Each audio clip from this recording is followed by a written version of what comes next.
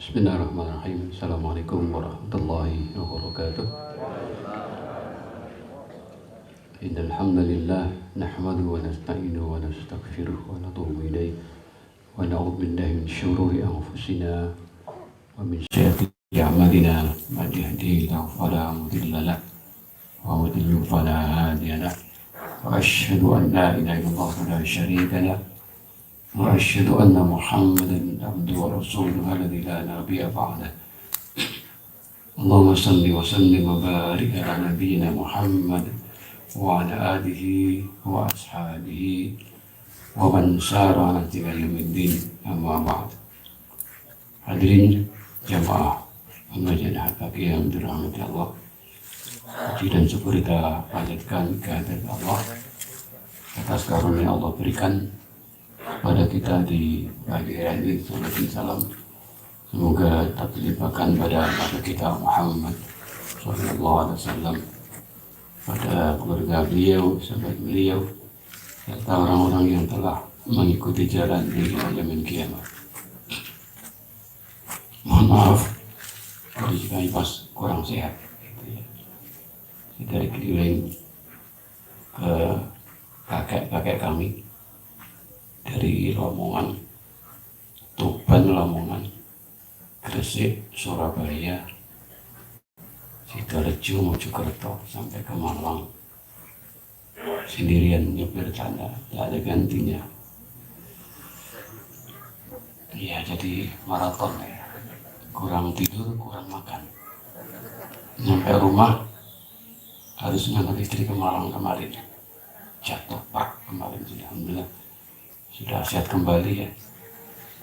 Saya minta tolong temani saya untuk berangkat pagi ini begitu.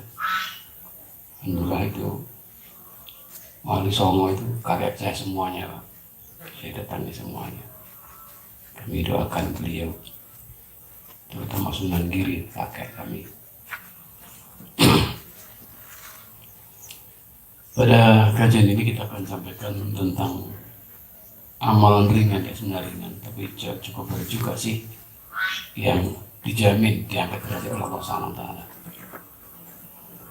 Ada sebuah hadis Rasulullah bersabda, "Ma min syai'in asqal fi mizan yaumil qiyamah min husnil khuluq." Tidak ada suatu hal yang lebih berat di dalam timbangan hari kiamat melebihi dari akhlak yang baik. Akhlak ini merupakan cermin akidah seorang. Akhlak juga merupakan cermin ibadah seorang. Seorang yang akidahnya baik, ibadahnya baik, otomatis akan keluar dengan akhlak yang baik pula. Tapi kalau akidah yang rusak, ibadah rusak, akan muncul perilaku, karakter, ucapan, perbuatan yang rusak pula. Dari sinilah mulai kerusakan manusia, kerusakan orang, kerusakan umat, karena tidak peduli atau mengabaikan tentang sisi akhlakul karimah yang telah dicontohkan oleh Rasulullah SAW. Rasulullah kita ketahui orang yang paling lembut hatinya, ramah, suka menolong, punya empati, punya peduli sama orang lain, selalu pertama dalam kebajikan. Lisannya tidak pernah lepas dari zikir kepada Allah Subhanahu wa taala. Maka di antara hal yang menjadikan seorang diangkat derajatnya ini permasalahannya. Dalam sebuah kitab Mizanul Muslim, ada yang karya bahasa Indonesia, ada yang karya bahasa Arab. Dijelaskan, arba'un man kunna fihi yurfa' lahu min darajatihim. Ada 4 perkara jika ada pada diri seorang, maka dijamin diangkat derajatnya oleh Allah. Sekalipun dia tidak pintar masalah agama, sekalipun dia tidak ahli masalah hukum fikih, sekalipun dia tidak mendalam secara mendalam, jika 4 perkara dikerjakan, maka dia akan diangkat derajat oleh Allah Subhanahu wa taala. Yang pertama, Al-Halim. Al-Halim merupakan sifat karakter yang berarti apa? Orang yang bisa mengendalikan jiwanya, mengendalikan hatinya, mengendalikan kehidupan. Jadi orang yang mengendalikan jiwanya, dikendalikan, tidak mudah marah, tidak mudah emosi. Dia bisa mengendalikan, tidak mudah iri atas suatu nikmat Allah berikan pada orang lain. Tidak dengki dengan suatu karunia yang Allah berikan pada orang lain. Dia bisa mengendalikan dirinya. Tidak baper kalau mama. Gampang bawa perasaan. Rasulullah dihina, dirinya dibiarkan. Tapi kalau orang harus bisa, Pak, bisa mengendalikan marah, emosi terutama, Pak. Ini banyak orang-orang di antara kita yang tidak bisa, mungkin tidak bisa mengendalikan banyak hal. Kadang-kadang emosi kita tidak bisa mengendalikan, mudah marah, mudah tersinggung, mudah mengucapkan kata-kata yang kotor, mudah sekali mengumpat seorang karena suatu perbuatan, keluar kata-kata yang kotor pada anaknya, pada istrinya. Jangan, Pak. Kalau terpaksa kita mengucapkan kata-kata itu karena emosional, kita ucapkan yang baik. Jangan tahu, Syekh Abdurrahman As-Sudais, Imam Masjidil Haram, itu jika ada yang bodek, nakal jika ini. Kalau ada pesta itu biasa dia ambil pasir disawur nih di makanan yang sudah siap saji, tamu-tamu datang. Ibunya, seorang ibu yang sangat bijak, seorang ibu, di tengah marahnya, di tengah emosi, jengkel dengan anaknya, dia mengucapkan, aduh anakku, sana keluar rumah, keluar. Kamu tidak akan kembali setelah jadi imam Masjidil Haram. Doa, Pak. Keluar rumah, dimudahkan oleh Allah, dia keluar mencari ilmu. Akhirnya begitu belum selesai ilmu, dia ada surat panggilan dari kerajaan untuk jadi imam Masjidil Haram di usia yang sangat muda. Karena apa? Karena ibu yang bisa mengendalikan jiwanya. Seorang ibu dengan amarahnya, dengan nesunya, gitu ya, marah, tapi terlihat ucapan yang keluar apa? Ucapan kamu keluar, kau tidak pulang nanti setelah jadi imam Masjidil Haram. Allah kabulkan doa sang ibu. Jangan sampai kita mengatakan arek gak kena, warek gendeng. Jangan. Daripada bilang anak kita nakal, kita katakan anak gendeng, jangan. Mendingan jadi ngomong dasar anak wong edan. Iya kan? Pancen anak wong gendeng. Jangan diucapkan kata-kata itu. Karena ucapan seorang merupakan apa? Doa, Pak. Maka orang yang bisa mengendalikan amarahnya, bisa mengendalikan emosinya, ini yang dikatakan Al-Halim. Allah firmankan, wa jannatin ardhas samawati wal ard u'iddat lil muttaqin alladzina yunfiquna fis sarra'i wad dharra wal kadhimina al ghaidh wal 'afina lin nas wallahu yuhibbul muhsinin. Surga, seluruh langit dan bumi Allah berikan kepada siapa? Untuk orang-orang yang bertakwa. Siapa itu? Alladzina yunfiquna fis sarra'i wad dharra. Orang yang mau mengeluarkan hartanya dalam kondisi lapang, kondisi sempit. Wal kadhimina al ghaidh, orang-orang yang mampu mengendalikan jiwanya, mengendalikan amarahnya.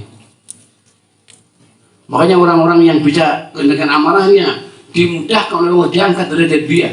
Kenapa? Karena orang yang pemarah itu di mana-mana nggak disukai. Gitu, Pak. Terutama ibu, saya mau tanya, Bu. Jenengan punya suami, ya Bu ya, nesuan atau pelit, pilih mana?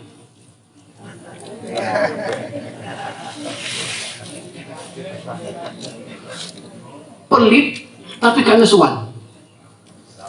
Iya. Nesuan, iya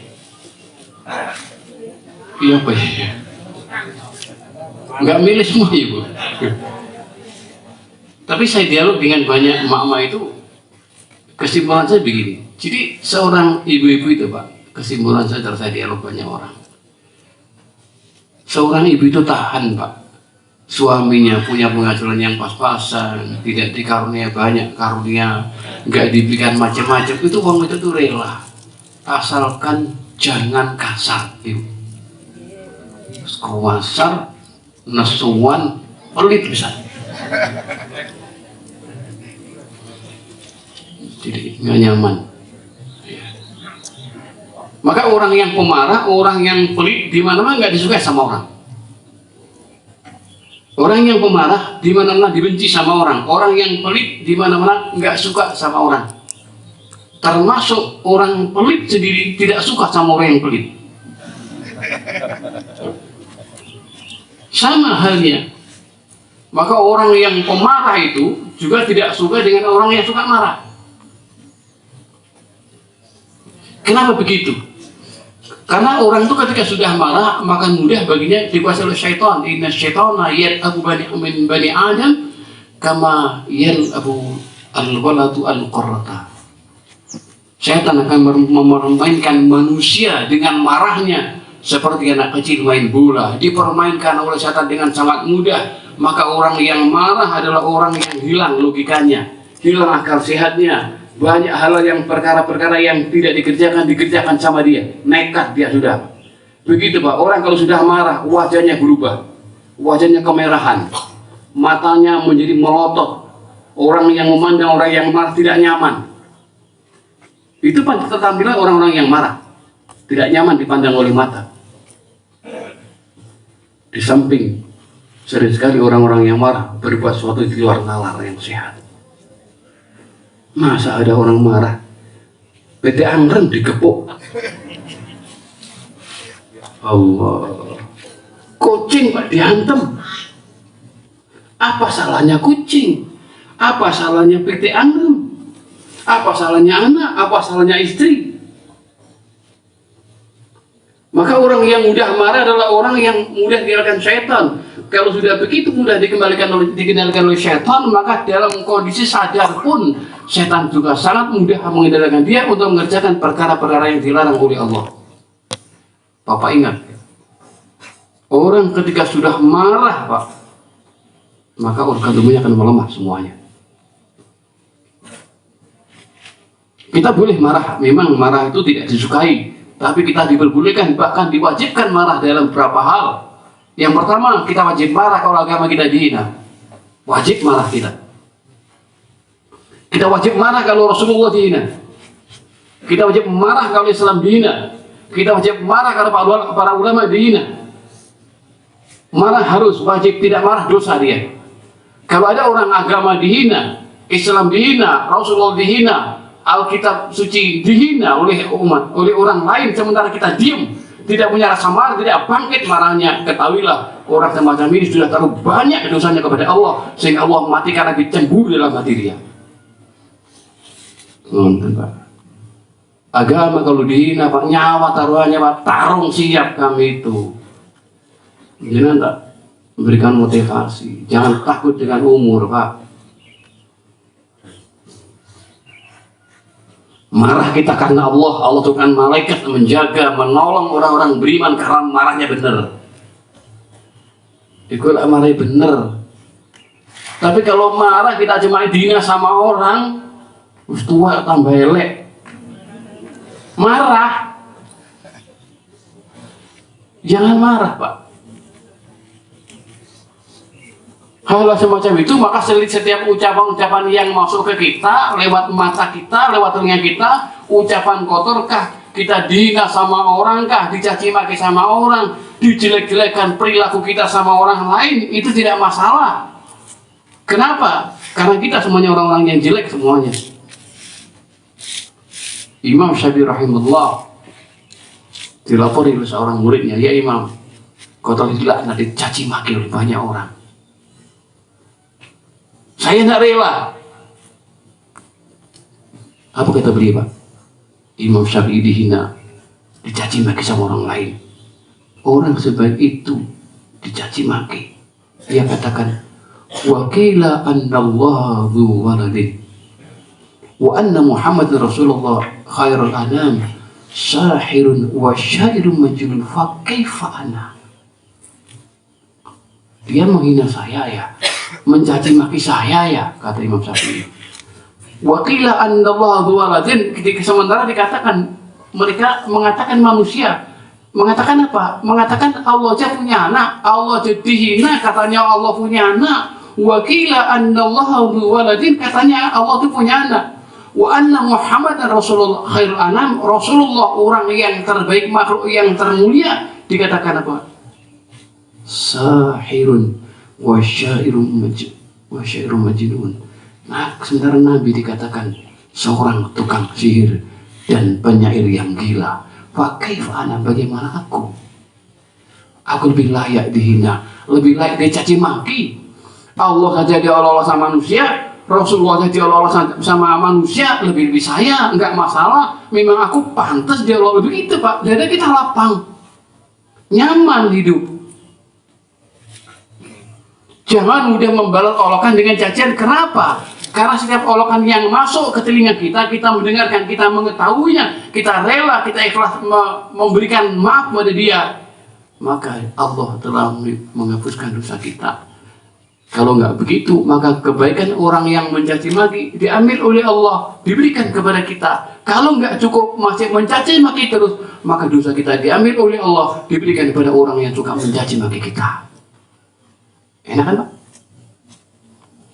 Enak. Silakan.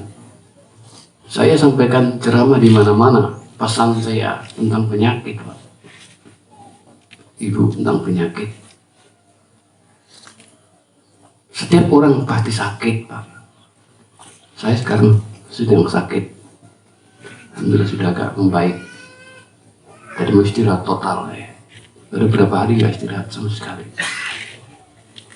Silahkan sakit boleh. Sakit merupakan ujian dari Allah SWT. Sakit menghilangkan dosa. Sakit dapat mengangkatkan derajat kita. Sakit dapat menghapuskan kesalahan yang telah kita lakukan. Tapi saya pesan, sakit boleh, tapi jangan milih stroke. Lu gak bisa? Iya. Monggo sakit boleh, tapi jangan milih stroke, Pak, Ibu. Oh, jangan milih stroke sakit. Sakit itu kan pilihan kita. Kenapa orang bisa hal ini? Kenapa orang bisa sakit sendiri? Kenapa itu? Karena apa? Itu atas perilaku kita tiap hari. Maka orang yang tidak ada keikhlasan hatinya, kurang kerelaan menerima suatu ujian dari Allah SWT, kurang kerelaan kelapangan dada ketika ada ucapan-ucapan yang masuk ke telinganya, dia mudah emosi, mudah temperamen, mudah langsung reaktif banget, memberikan respon-respon yang sama, mudah tersinggung, mudah iri, mudah dengki. Dia telah mengumpulkan penyakit yang ujungnya pada penyakit stroke dan diabetes. Itu pilihan. Makanya maafkan orang. Maka barang siapa orang akan diangkat derajatnya oleh Allah SWT. Yang pertama apa? Yang pertama adalah Al-Halim, yaitu orang yang bisa menahan, mengendalikan hatinya, mengendalikan jiwanya, untuk tidak mudah emosi, tidak mudah marah, tidak mudah tersinggung, tidak mudah iri sama orang lain, tidak dengki sama orang lain. Iri itu pasti ada tiap orang. Setiap orang pasti punya rasa iri. Orang biasa. Marah juga ada pada setiap orang. Tidak peduli itu sama, nggak peduli itu ustadz atau ulama atau kiai, itu orang biasa atau dia preman, dia pasti punya sifat marah.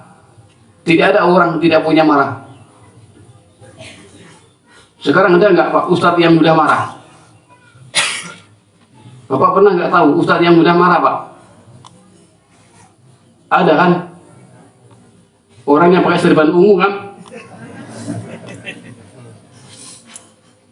Alhamdulillah. Maka marah akan menimpa setiap orang. Maka sebaik-baik orang adalah orang yang bisa marah, tapi orang yang bisa mengandalkan marahnya. Dia bisa marah karena apa? Karena Allah SWT. Dia marah karena apa? Karena perbuatan yang tidak sesuai dengan kehendak Allah SWT. Rasulullah pernah marah sama istrinya Aisyah. Kapan Rasulullah marah? Ada buku bagus sih, mungkin Anda bisa baca. Mauqif khatabi Rasulullah SAW. Posisi di mana Rasulullah marah. Dan dijelaskan, Pak. Rasulullah marah kalau istrinya tidak melaksanakan ketaatan kepada Allah. Pernah marah ketika Aisyah mau menyimpan anjing masuk di rumahnya. Jibril gak mau masuk. Jibril cakap, aku tidak akan masuk ke rumahnya ada anjing. Enggak ada, di rumah nggak ada anjing. Ada. Silakan Jibril masuk. Aku tidak akan masuk rumah yang di dalamnya ada anjingnya. Nabi katakan tidak ada anjing. Ada. Baru tanya pada istrinya, ya Aisyah, adakah anjing di rumah ini? Ada ya Rasulullah. Aku sembunyikan. Aku suka masih kecil. Marah dia. Keluarkan anjingnya. Itulah menyebabkan Jibril tidak mau datang masuk ke rumah kita. Maka orang-orang yang memelihara anjing itu, anjingnya di rumahnya tidak demi untuk menjaga pekarangannya, pelihara anjing ya Pak ya. Maka setiap hari Allah akan mengambil satu kirot kebaikan Allah ambil, Allah hilangkan kepada orang yang pelihara anjing. Maka bersiap-siapalah orang yang pelihara anjing tanpa sebab yang disyariatkan oleh Allah, akan dihapus seluruh amalnya, termasuk amal yang dapat menghapuskan, termasuk perbuatan yang dapat menghapuskan amal. Satu kirot tiap hari diambil oleh Allah, dibuang gara-gara orang pelihara anjing. Kecuali yang punya ternak di sana, pelihara anjing dimenjaga, silahkan. Yang punya kebun yang luas, nggak mungkin kita menjaga, pelihara anjing silahkan. Tapi tidak punya apa-apa, pelihara anjing karena suka, nggak boleh, haram hukumnya. Dan Allah akan menghilangkan satu kirot tiap hari kebaikan yang telah kita lakukan.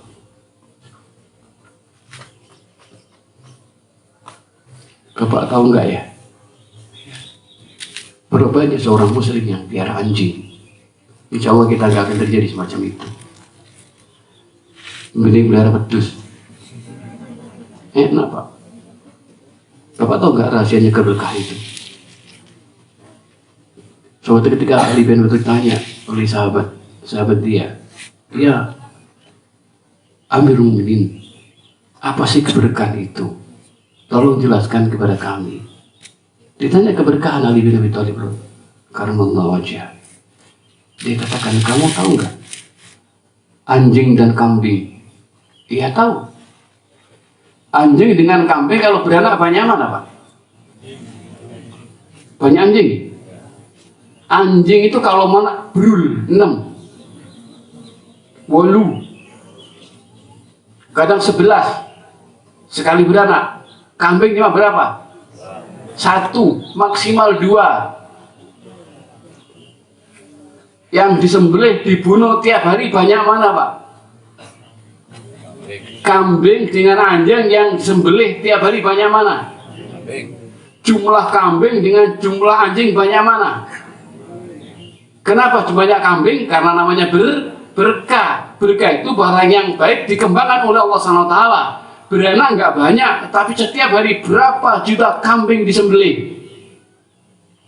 Tapi jumlah kambing masih banyak. Karena keberkahan itulah nilai keberkahan.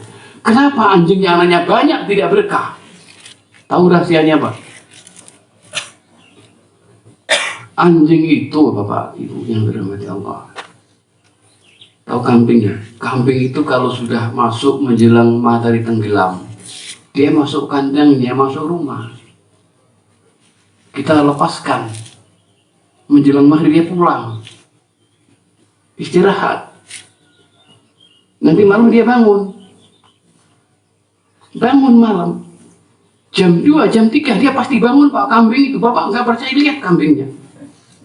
Jam semono atau jenengan yang belum bangun.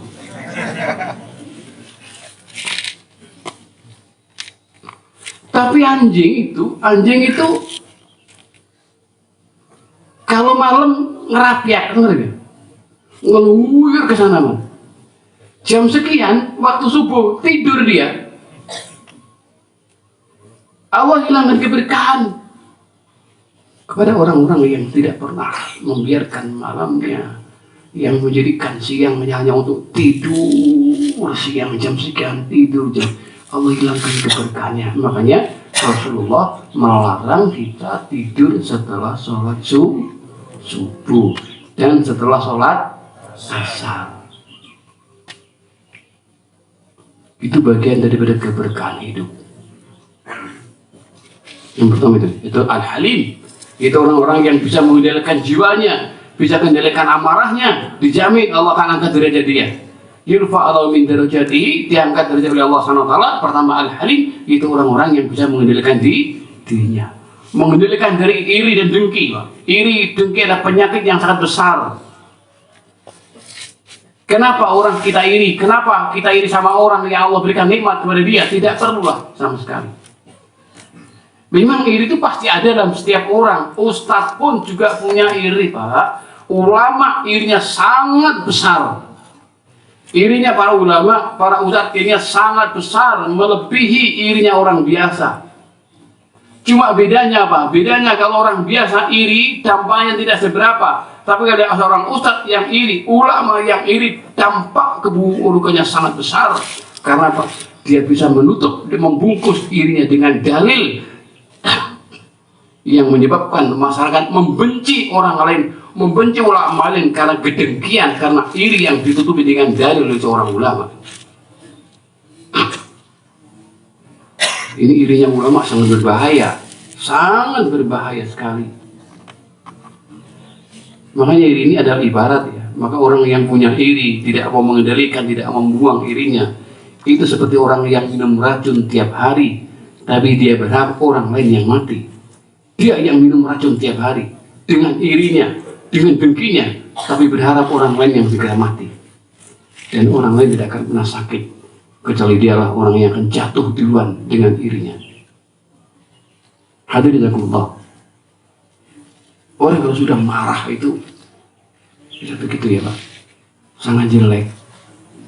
Maka orang mudah marah itu, ingat, orang yang sudah marah, dia akan mudah sekali bagi dia untuk meninggalkan perintah-perintah Allah. Dia akan mudah sekali mengerjakan perkara-perkara yang dilarang oleh Allah. Karena apa?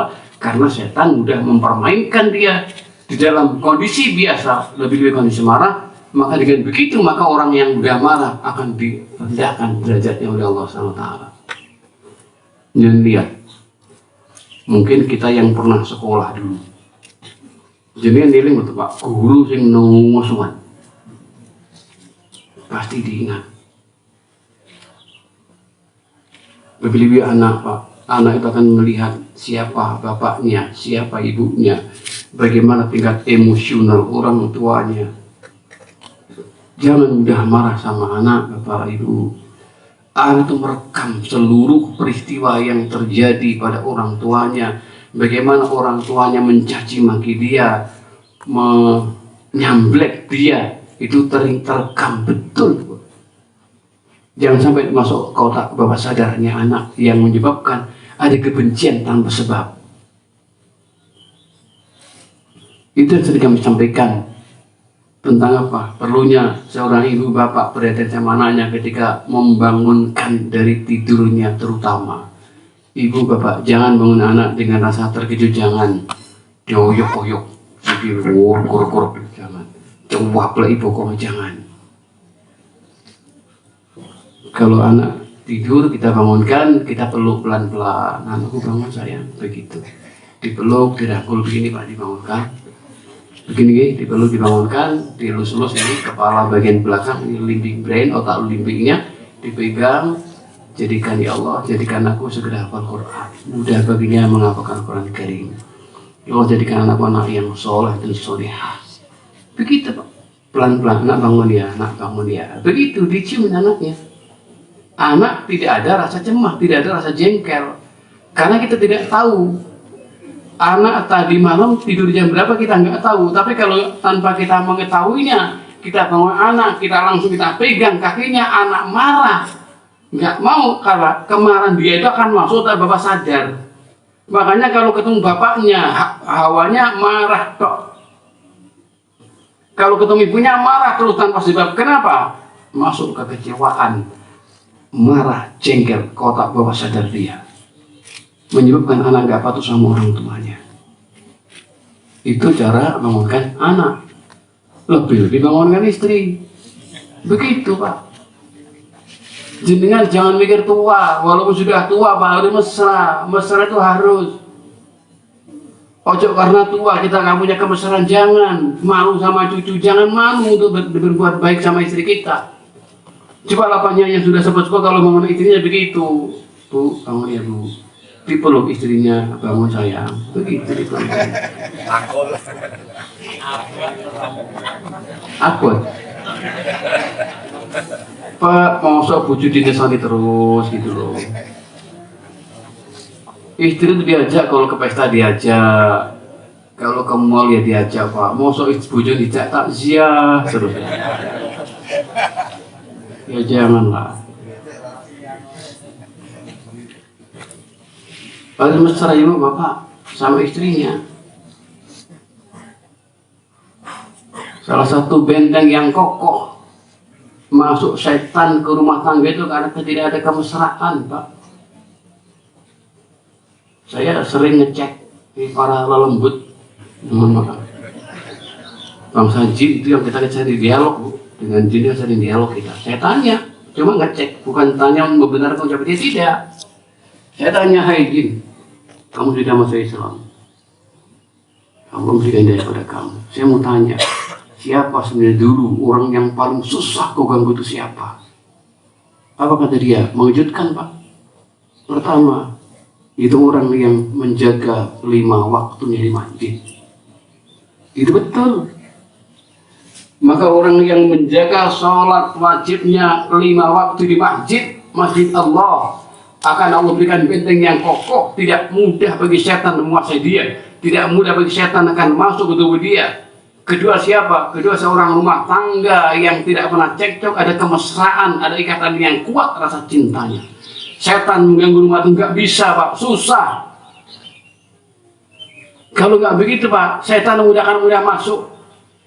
Menjadikan seorang suami tidak pernah mood sama istrinya, seorang istri muak sama suaminya. Akhirnya mencari kepuasan sendiri-sendiri di mana-mana sudah. Kenapa masalahnya? Ikatan batin tidak dikuatkan. Ada permasalahan nggak diselesaikan. Istrinya kurang dipeluk. Kalau saya lihat yang di belakang itu kurang perhatian semuanya Pak, kita mayoritas. Nampak Bu, senyum jenengan nampak tidak? Iki senyum yang nolongsoy, jelas banget.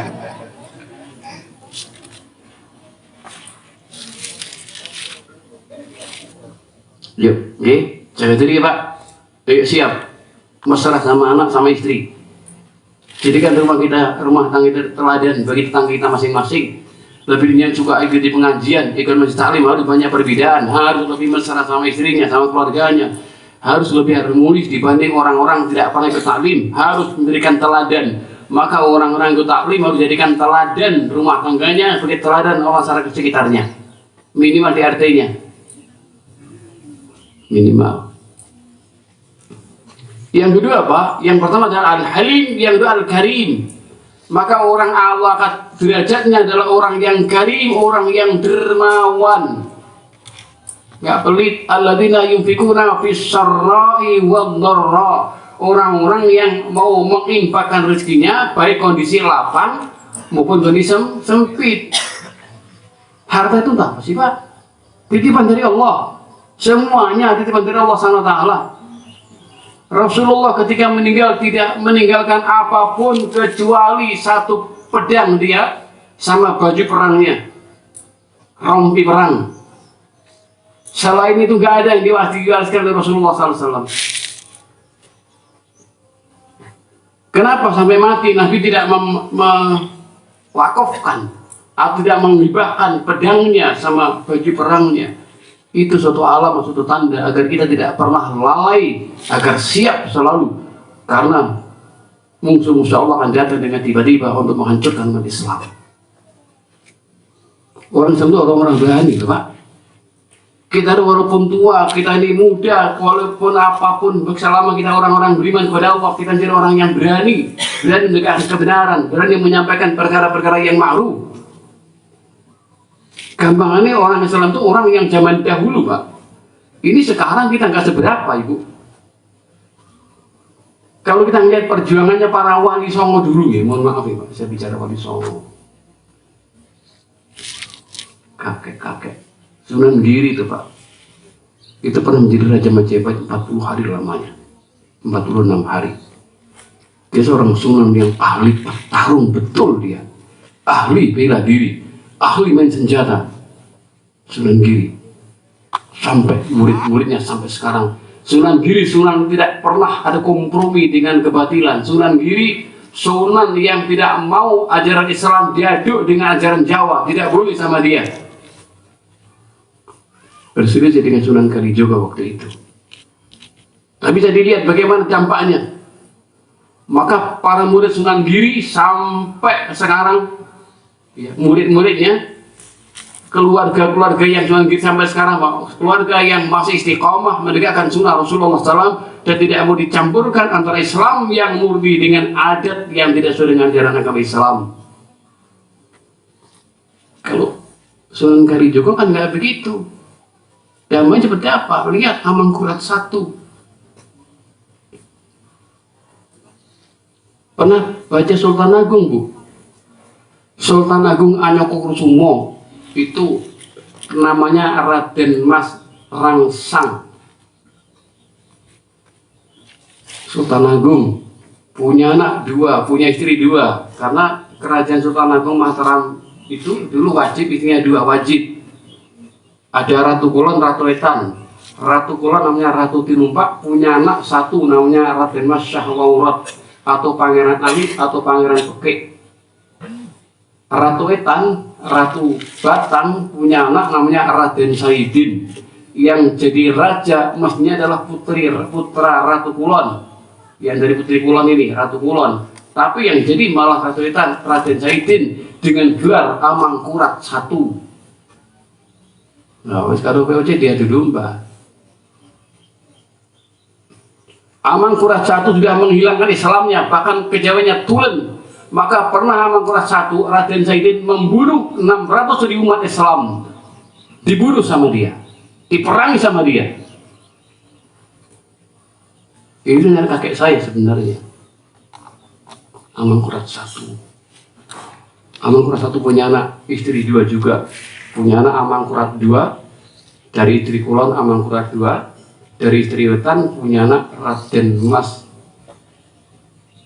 yang siapa itu ya, namanya Pangeran Puger. Yang jadinya Pangeran Puger yang jadi aja hanya Amangkurat II. Konflik lagi juga, konflik terus sama Belanda dan terusnya. Jadi Islam ini harus dikerjakan bagaimana? Islam kerjakan sesuai dengan ajaran Rasulullah. Jangan dicampur adukan dengan macam, jangan.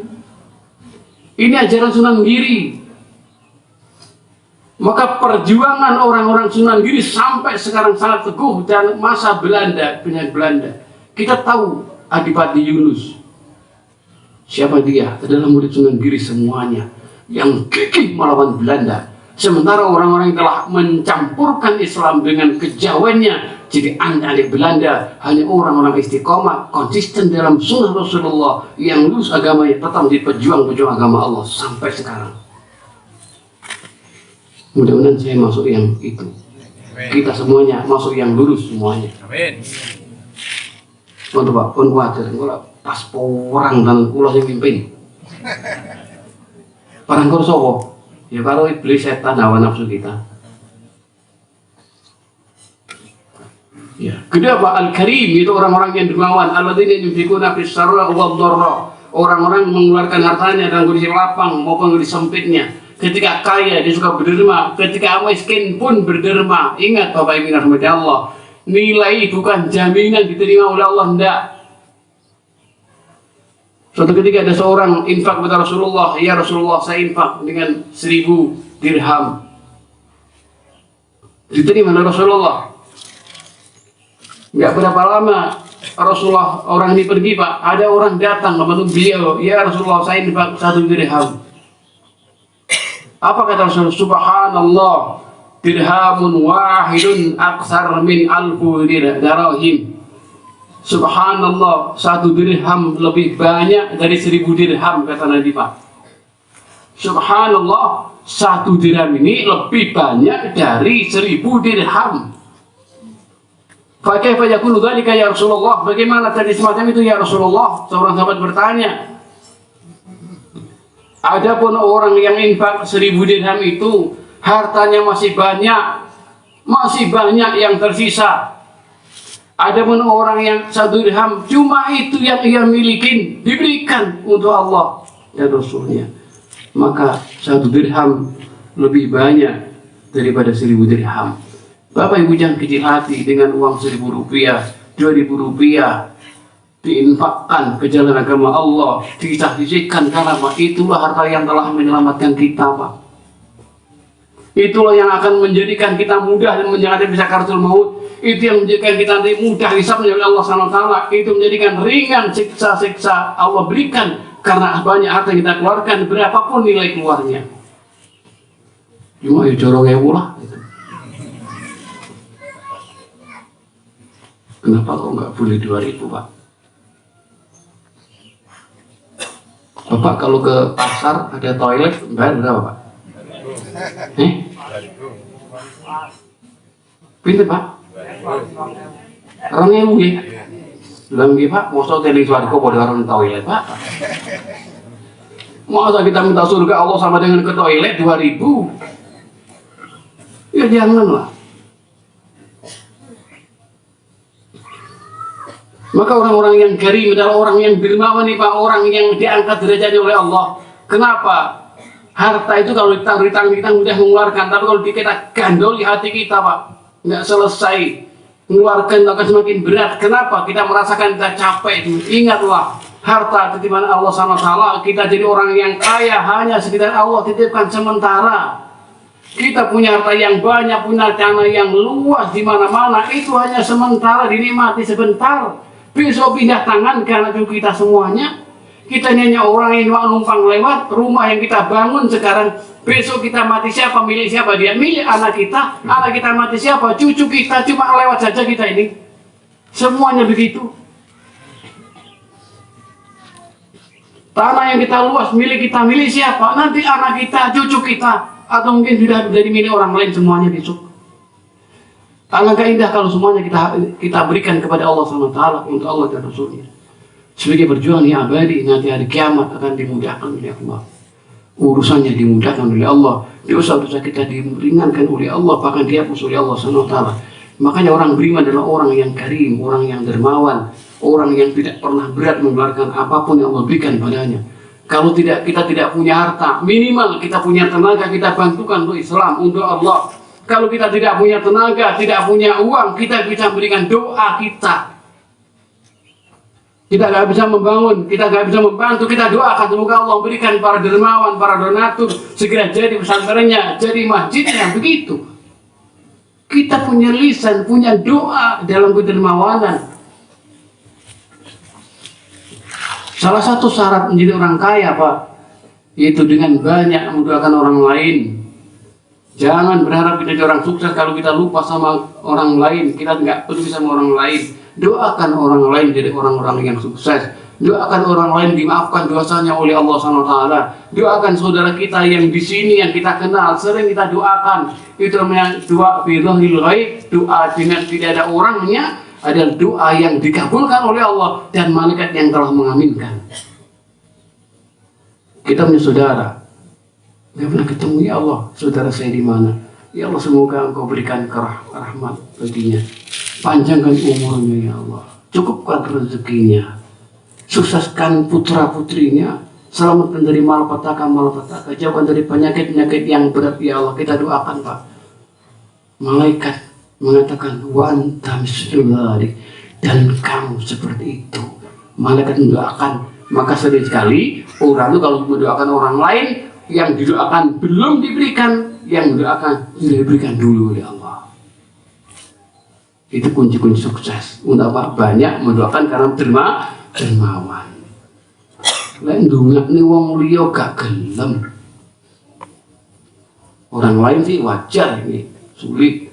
Loh kalau kita sama istri, Pak, saya mau tanya, gini jujur nih, jujur pol.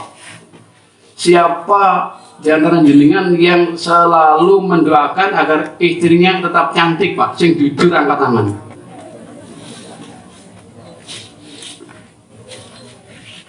Gak ada, Pak. Ya Allah, Pak. Berarti jangan milih ini keton ya. Ibu, saya mau tanya jujur Ibu. Siapa jenengan yang mendoakan muga-muga suamiku tetap setia dan tetap nampak ganteng, keren? Sinten Bu, angkat tangan Bu. Tenanan Bu ya?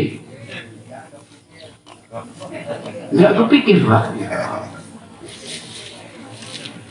Doakan Pak istrinya. Kalau sama istri kita nggak doakan, itu namanya pelit Pak, bakhil sama istrinya. Istrinya doakan, anaknya doakan. Kalau anak doakan, kami yakin sudah pasti doakan anaknya tiap hari. Tapi istri Pak, yang mendampingi kita, yang memberikan anak, yang merawat kita. Kalau kita sakit, bagaimana istri?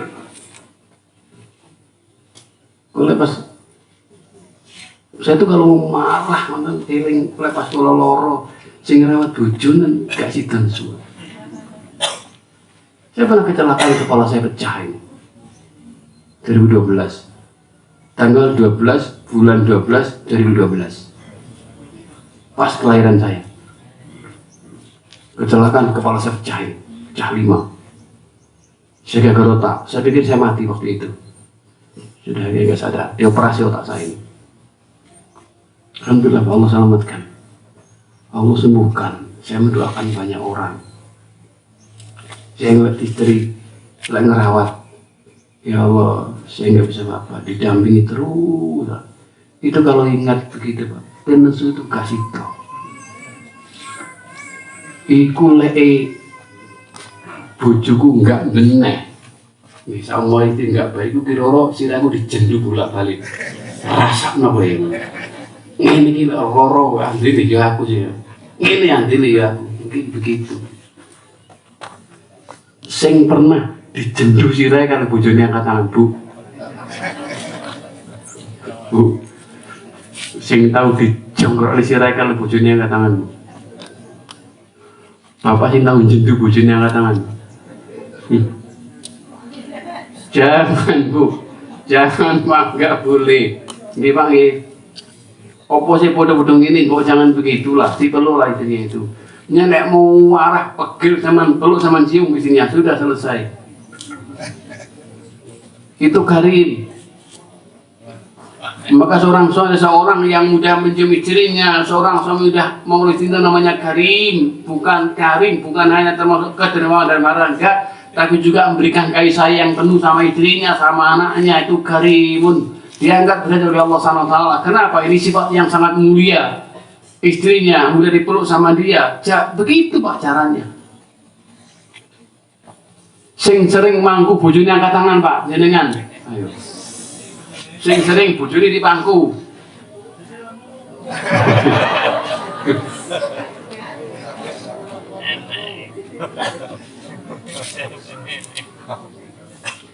Yang sering gendong istrinya angkat tangan. Bu, yang pernah digendong sama suaminya mana Bu yang sering? Ya Allah, ini perlu direformasi keluarga semuanya ini Pak. Bapak, mohon maaf nih Ibu. Saya tidak pernah menanyakan kalau saya tidak mengerjakan sendiri Pak. Aku kan biasa Pak, ini kalau yang takon diri. Ya saya pangku, ya tak gendong.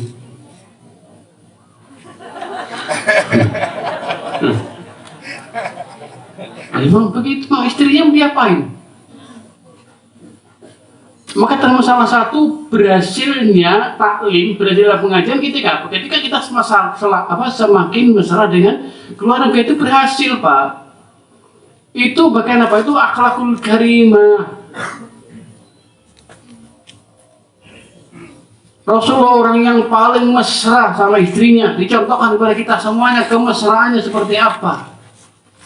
Kenapa kita tidak mencontoh? Karena apa? Ini suatu keteladanan, suatu hal yang menjadikan keutuhan rumah tangga, suatu kenyamanan, kedermawanan yang sangat besar. Kalau kita tidak punya uang, bolehlah dengan tenaga. Tidak punya tenaga, boleh kita menyumbangkan pikiran. Kalau kita punya pikiran-pikiran yang cemerlang, yang cerdas, dia punya, berikan pikiran kita untuk membantu saudara kita, membantu orang lain dengan pikiran-pikiran kita, dengan nasihat-nasihatnya. Itu termasuk dari ibadah Al-Karim, itu orang-orang yang dermawan. Yang ketiga adalah itu Al-Afi, itu orang-orang yang pemaaf. Niki loh, niki mengani amalan ringan, tapi derajat diangkat oleh Allah, mesti diangkat derajat oleh Allah. Ringan kan Pak? Apa sih yang penting memaafkan? Ayo berat apa enggak memaafkan? Lek berat, itu banyak setan nih. Orang Pak kalau jiwanya bersih Pak, hatinya baik, mudah memaafkan, mudah membantu, mudah mendoakan, lisannya dengan mudah mendoakan orang lain. Kenapa? Hatinya jernih. Tapi kalau hatinya sudah nggak jernih, banyak penyakitnya, hati nggak dibuang, penyakit hatinya berat sekali mendoakan orang lain. Mendoakan akan berat, memaafkan sangat berat memaafkan pada orang lain, lebih-lebih orang-orang yang suka menyakitin kita. Itulah ujian orang beriman. Itulah pahala besar akan mengalir pada orang-orang yang pemaaf. Wal kadhimin al-ghaidha wal 'afina 'anil nas, orang-orang yang memaafkan kesalahan manusia. Setiap orang pasti punya salah, dan sebaik-baik orang adalah orang yang memaafkan dan orang yang minta maaf. Kira-kira apik sing pundi, minta maaf duluan atau memaafkan duluan? Bagus yang mana Pak? Bagus memaafkan Pak. Kita salah, segera kita minta maaf itu bagus. Tapi kita nggak salah, kita memaafkan lebih bagus lagi itu. Itu berat Pak. Makanya orang-orang jiwanya pemaaf itu badannya ringan, bangun tidur enak. Orang semacam ini Pak, pemaaf ini orangnya orang gampang kena penyakit. Kalau ini riset penyakit ya Pak, mengatakan riset penelitian penyakit itu udah bertahun-tahun. Termasuk penyakit-penyakit ini, kan saya nulis buku ini belum selesai. Penyakit ringan dan penyakit berat, indikatornya, sebab-sebabnya, indikatornya, dan bagaimana penyembuhannya. Saya tulis. Ada 2 buku yang saya tulis, belum selesai. Yang satu dapat 500 halaman yang tentang penyakit apa itu, dalam penyembuhan penyakit dalam pada Al-Quran Karim. Dapat nomor yang ini masih dapat 100 berapa, nggak banyak. Kalau yang itu nggak banyak ini Pak. Penyakit ringan, penyakit berat, sebab-sebabnya, indikatornya, dan bagaimana penyembuhannya. Lah penyakit berat itu hampir semuanya Pak, karena psikis Pak, termasuk orang yang dendam, orang yang menyimpan pegel. Wis puluhan tahun pegel urung dibuang-buang. Ingat, ini penyakit besar. Nunggu saja nanti kapan berdos, kapan ada pintu masuk langsung jatuh dia sakit. Nunggu pintu saja. Makanya jangan mengatakan mantun mam duren Pak, kali sprint langsung ceblok, gue sakit nopo-nopo. Duren kok salah no. Bukan durian Pak, itu pintunya. Itu sudah lama penyakit sudah ada itu Pak, nunggu pintunya saja kok itu. Tidak ada penyakit yang nggak ada Bu. Penyakit langsung itu tidak ada, sudah lama tersimpan di hati kita, psikis kita, jiwa kita yang kurang ikhlas. Jiwa kita tidak memaafkan sama orang. Ingat Pak, betapa besarnya orang memaafkan itu, sampai Allah akan berikan jaminan angkat derajat orang yang mudah memaafkan.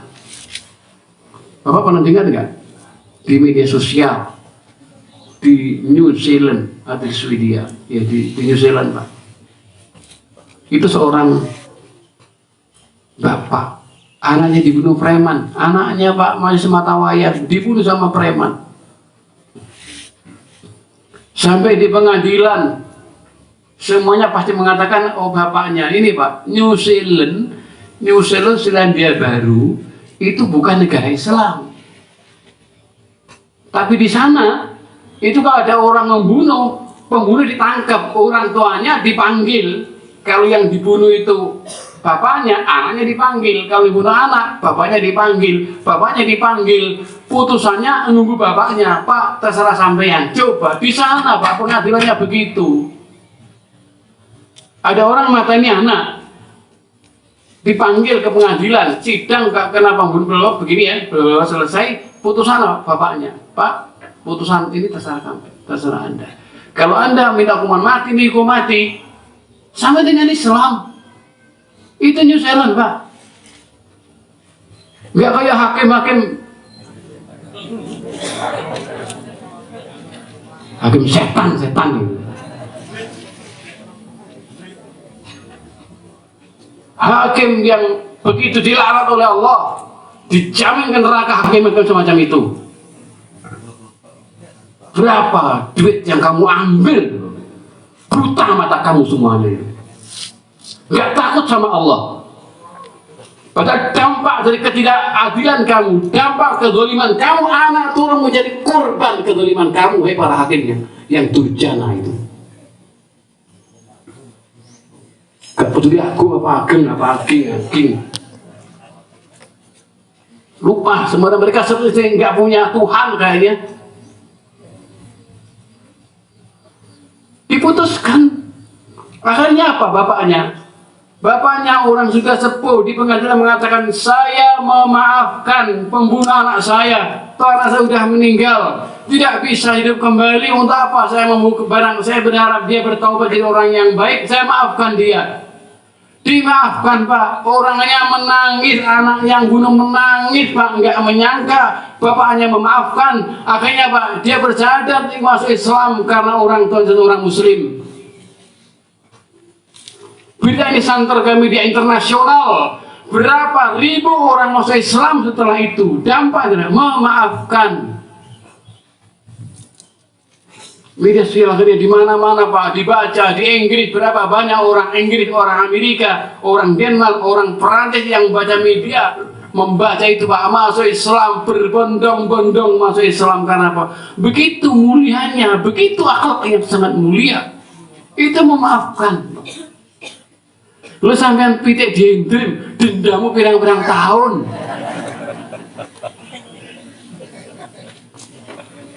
Pitik diendrim, kok loro ati, wedhus, nandur suket dikai jarum, diwang wedhusnya pada cengkerket, akhirnya gulune wedhusnya mati, dendam, 20 tahun gak mari-mari. Makanya Pak, hati-hati kepada ibu-ibu, kepada jenjang itu hati-hati Pak. Mama itu ahli sejarah, tahu nggih Pak? Ibu-ibu di belakang ahli sejarah semuanya Pak. Semua peristiwa apa dikatakan tercatat di pikiran mama di belakang. Kekalilah itu Pak. Kok dipegel karo bojone, ungkit lagi. 20 tahun diunggah nih. Wes 30 tahun diunggah meneh, eling, gak pernah lupa sejarah. Itu istri. Itu sejarah kapan bojone metu dhewe, kapan bojone mulai kelambine mampu parfum sing bukan miliknya. Itu dicatat. 36 tahun udah hilang. Hati-hati Pak sama mama. Orang perempuan tidak bisa berbuat dengan kekuatan, tapi lek membales menyakitkan Pak. Oh ya, apa jenengan? Hati-hati lek dibalas jenengan.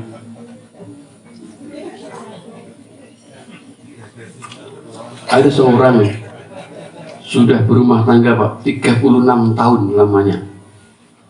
Sing lanang kasar, kaku, kereng, nesuan, ngamuan. Sing itu sabar Pak. Setelah 36 tahun berumah tangga sudah punya anak banyak, akhirnya suaminya sadar. Bu, aku minta maaf ya Bu, gampangnya begitu. Aku udah 36 tahun sama sampean, sama kita zolimi, tak kasari, tak begitu. Tapi cuman gaya sabar, kok ya bertahan. Kok ya kuat menghadapi kekerangan saya, kok kuat sampean. Rasanya apa Bu? Bapak, ini mimpi apa sungguhan? Lah sungguhan ya Bu. Baik. Saya tahu Bu, sama 36 tahun tak kasari, tak bentak-bentak, tak caci kok bertahan. Ya, rahasianya apa Bu? Ya pokoknya kalau pas Bapak marah ke saya, mencaci maki saya lari ke kamar mandi. Gitu. Ngapain Bu? Nangis ya? Enggak. Lah terus nyapa di kamar mandi? Sikat gigi sama tak gengok saya WC ya. Ya Pak. Miki kurang badan ngajari lho Bu. Saya nggak ngajarin dulu ya. Cuma ono kejadian koyo ngono iku. Bapak juga begitu. Hati-hati Pak. Pak, saya minum dulu Pak.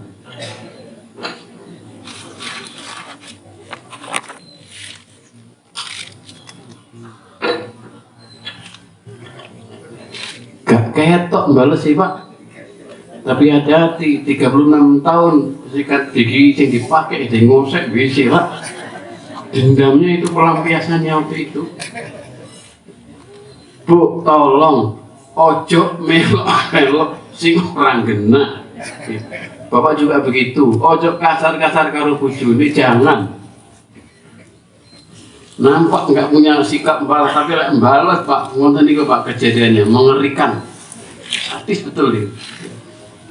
Memaafkan Pak.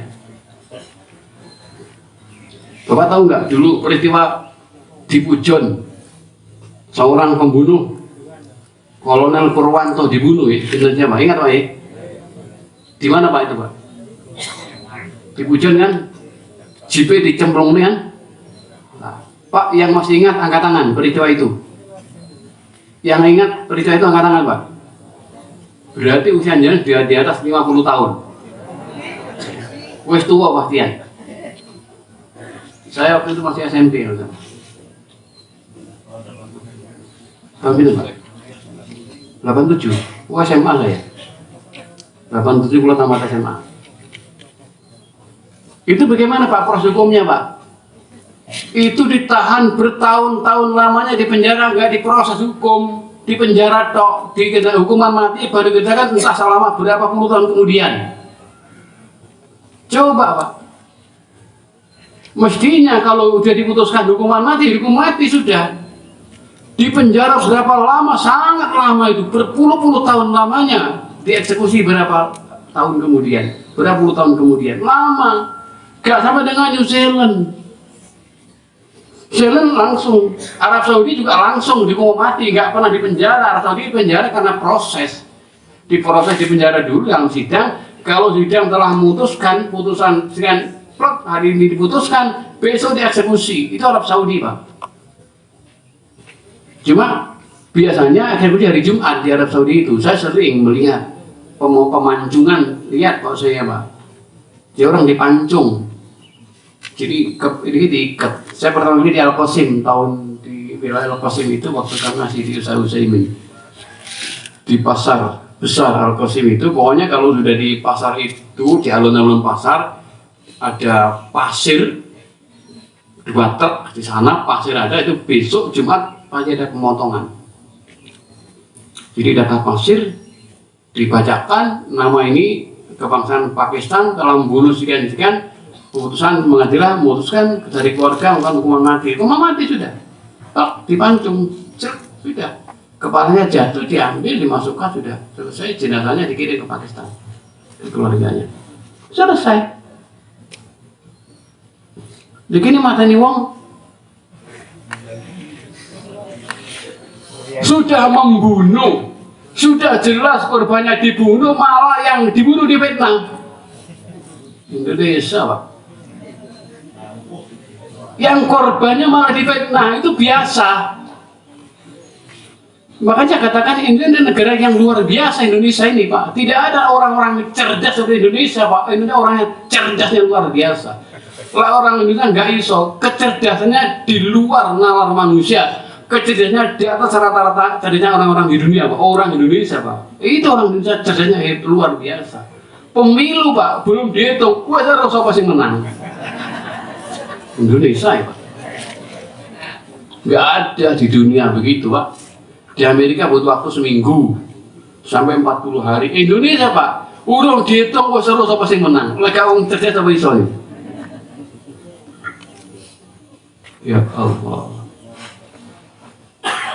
Yang keempat, ya panggil, yuk Bapak mari memaafkan, nggih Pak. Ojo pegel karo bojone, ojo pegel karo tanggungan. Memaafkan saja Pak. Ini caranya Pak, cara ampuh menyembuhkan penyakit-penyakit berat. Pertama Pak, pertama mendoakan orang. Kalau kita punya penyakit nggak sembuh-sembuh, doakan banyak orang, doakan. Orang-orang yang sakit yang pernah kita lihat, doakan agar Allah memberikan kesembuhan dia. Doakan kebaikan, semakin banyak orang kita doakan, semakin cepat akan menunggu kesembuhan penyakit kita. Pertama itu. Yang kedua adalah memaafkan.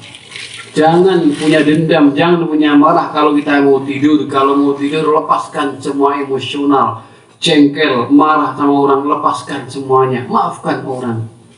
Kalau tadi pagi ada orang menyakitkan hati kita karena ucapannya, maafkan dia kalau mau tidur Pak. Dengan begitu Pak, badan kita ringan. Dengan begitu dibuka pintu surga buat kita semuanya. Mudah memaafkan. Fadilahnya luar biasa, manfaatnya besar. Yang terakhir adalah orang yang tawadhu, orang yang rendah hati, orang yang tidak merasa lebih baik dari orang lain, tapi juga tidak minder. Ada rendah diri, ada rendah hati. Rendah diri itu minder, nggak bagus. Mau berbuat ini minder, berbuat kebajikan minder, mau ke masjid minder, mau ngaji minder, itu rendah diri. Tapi rendah hati adalah orang yang tidak merasa dirinya lebih baik dari orang lain, juga tidak merendahkan dirinya, enggak. Dia sama di depan Allah SWT. Maka orang tawadhu lawannya apa? Sombong. Maka orang yang sombong, orang yang merasa dirinya lebih baik. Makanya orang yang sombong dihinakan oleh Allah. Orang yang tawadhu diangkat derajat oleh Allah. Kebalikan, mau diangkat derajat, rendahkan diri kamu, rendahkan hati kamu sama orang. Orang yang tawadhu semacam itu mudah maafkan sama orang, tidak peduli kepada siapa dia.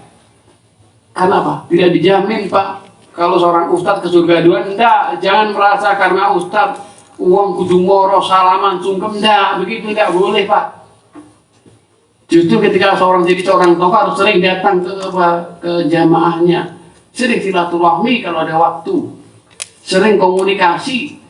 Jangan mari pengajian mari pengajian lap jangan. Berikan waktu komunikasi dengan jamaah, dengan orang-orang lain.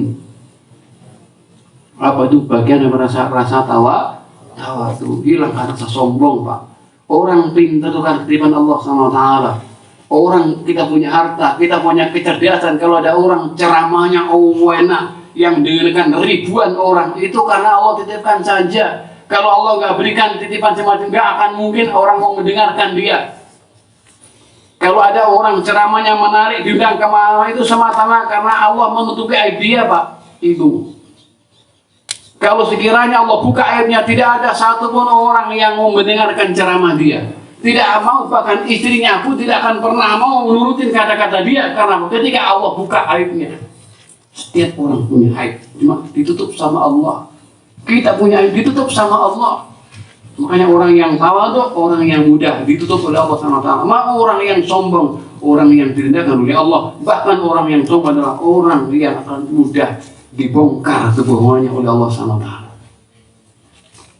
Nah, nggak usah jadi orang sombong.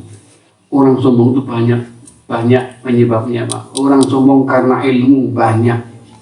Ilmu ini karena sudah punya gelar, akhirnya menjadikan sombong Pak. Ini begitu Pak.